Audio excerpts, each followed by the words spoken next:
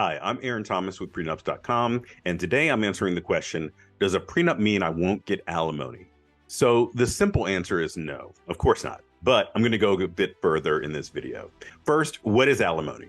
Generally, alimony, also called spousal support, is funds paid by one spouse to another spouse after divorce. There are some exceptions. Alimony could come in the form of property. It could also be paid during the divorce case itself. But to keep things simple, let's assume we're talking about payment of money from one spouse to the other after divorce. Now, let's talk about what a prenup can do when it comes to alimony. Certainly, you can write into your agreement that in the event you and your spouse get divorced, neither spouse will pay the other one alimony. And in fact, when my clients come to me for a prenup, the most common thing they tell me is that they want their agreement to state that neither spouse pays the other one alimony if they split up, which is perfectly fine and makes sense in a lot of situations. If you and your spouse are both working, you both have careers, there's not an insane disparity in your earning ability, then it may make sense to have a provision in your prenup that says neither of you pays alimony to the other. That said, there are certainly situations where it makes sense to write into your agreement the circumstances where one spouse will pay the other spouse alimony, and you can write in that alimony is only paid under these circumstances. Before I break down the details, let me give you a little bit of background on where alimony came from in the first place. Alimony has been on the books in America since the 1800s. Back then, women had very limited options for working or earning money outside of the home. It was pretty much the assumption that women would stay home and raise kids, and men earned all of the income for the household. If that couple got divorced, the wife could be left with no means to support herself. And so the court could order that the husband still continue to financially support the wife. And often alimony was considered permanent. You had to continue to pay alimony for life, or often at least until all of the children were adults.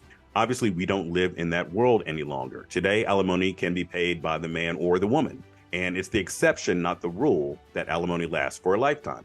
These days, alimony is usually what we call rehabilitative, meaning its intent is to bridge the gap from when a spouse is financially dependent on their spouse until they are financially self-sufficient. If you're getting married, this is the alimony you and your fiance should discuss as a possibility. If one spouse is going to be taking a break or stepping away from the workforce for any agreed upon purpose, then you should consider including a provision for alimony in your prenup.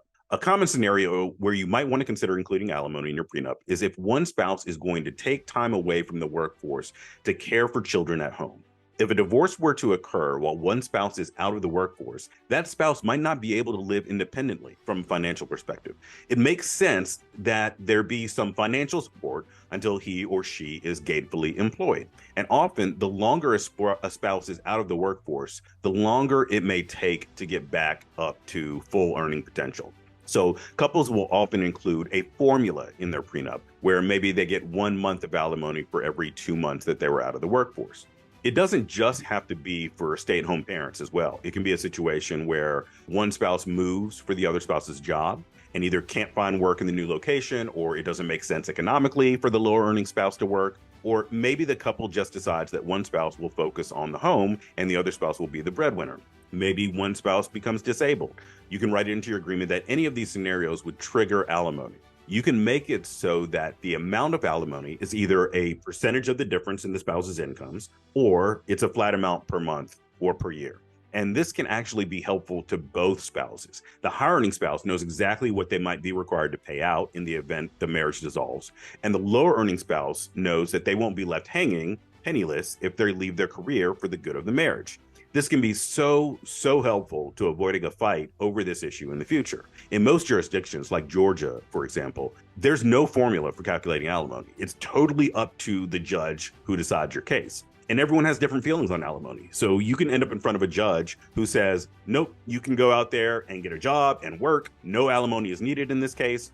And a judge in the very next courtroom down the hall may look at that exact case and say, yes, you are going to pay 1/3 of your income as alimony for the next 10 years. And in either scenario, one spouse or the other might feel like they're getting a bad deal.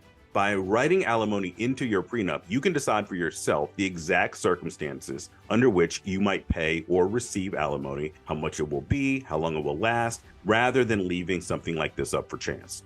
If you're getting married, you and your spouse should have the conversation about whether there are any scenarios under which one of you might be left financially vulnerable, and come up with a game plan to address it, including the possibility of alimony. Continue watching this channel for more information about alimony, or come check us out at prenups.com.